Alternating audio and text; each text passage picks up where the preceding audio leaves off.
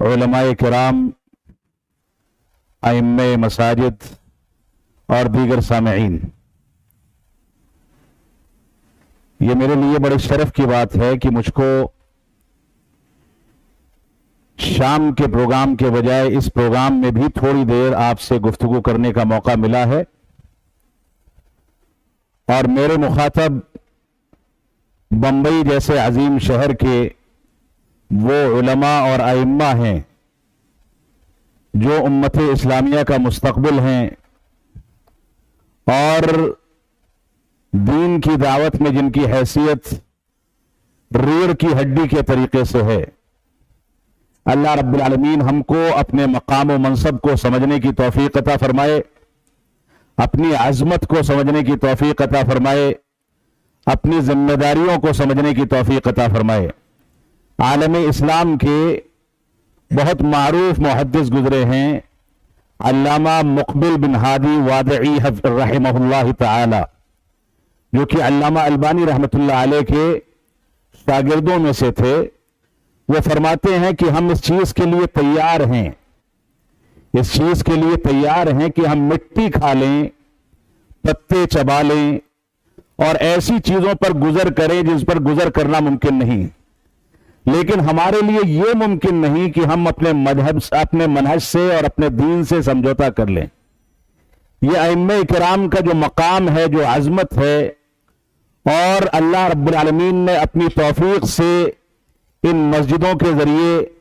उनके कंधों पर मस्जिदों का मेंबर भी दिया है और रोजगार के वसाइल भी खोले हैं। ये अइम्मे किराम अगर अपनी जिम्मेदारियों को महसूस करें तो उनकी जिम्मेदारी यही है कि तंगी की जिंदगी गुजार लें, मुश्किलात का सामना कर लें, बसा औकात मुश्किल से मुश्किल अहवाल से गुजरना पड़े, लेकिन दीन से और अपने मनहज से समझौता करना उनके जहनो दिमाग में या वहमो गुमान में भी ना आने पाए।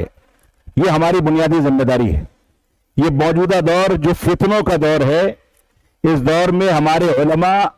हमारे अइम्मा अपने मनहज के तहफ़्फ़ुज़ के लिए अगर अपना वक्त खास करते हैं तो मैं समझता हूं कि रसूल अकरम सल्लल्लाहु अलैहि वसल्लम की बशारत हमारे ही हक में है कि ला तज़ालु ताइफ़तुम मिन उम्मती वाहिरीन अलल हक़्क़ि ला यज़ुर्रुहुम मन ख़ज़लहुम हत्ता यअतिय अम्रुल्लाह, कि मेरी उम्मत का एक गिरोह क़यामत तक हक पर कायम रहेगा, उनको नुकसान पहुंचाने वाले नुकसान नहीं पहुंचा सकेंगे, यहां तक कि क़यामत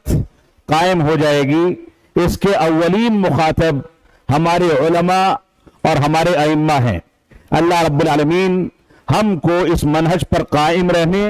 और इस्तिकामत हासिल करने की तौफीक अता फरमाए। हमारे अहिब्बा और हमारे भाइयों, ये बात हम समझ करके चलें कि हमें ये बात धोखे में न डाले कि हम किसी मस्जिद के इमाम या किसी इलाके के मुफ्ती या किसी मनसब और जिम्मेदारी पर फायज हैं, बल्कि हम हर सूरत में अपने आप को कुरान और सुन्नत की खिदमत और मनहज सलफ की तरवीज के लिए इस्तेमाल करते रहें। हमारे यहां तवाज़ु हो, इनकिसारी हो, हम इस धोखे में न पड़े कि हमारा मकाम दूसरों से ऊंचा है, हम बड़ों का एहतराम छोड़ दें, छोटों पर शफकत छोड़ दें, उलमाए किराम से राब्ता कमजोर हो जाए। हमारी जिम्मेदारी है कि तवाज़ु और इनकिसारी के साथ हमेशा उलमा से और बड़े उलमा से जुड़े रहें, अपने बड़ों से राब्ता मजबूत रखें और दीन की खिदमत के लिए आवाम से मुशफ़िक़ाना रवैया इख्तियार करके, एक छोटे भाई की हैसियत से तामुल इख्तियार करके उनकी इस्लाह और उनकी तरबियत की जिम्मेदारी निभाते रहें। यह अइम्मे किराम की बुनियादी जिम्मेदारी है। अल्लाह रब्बुल आलमीन हमको इस जिम्मेदारी पर कायम रहने और हमेशा इस्तिकामत के साथ इस पर अमल पैरा होने की तौफीक अता फरमाए। हम अगर इस तनाजुर में अपने आप को देखें कि मुख्तलिफ अइम्मा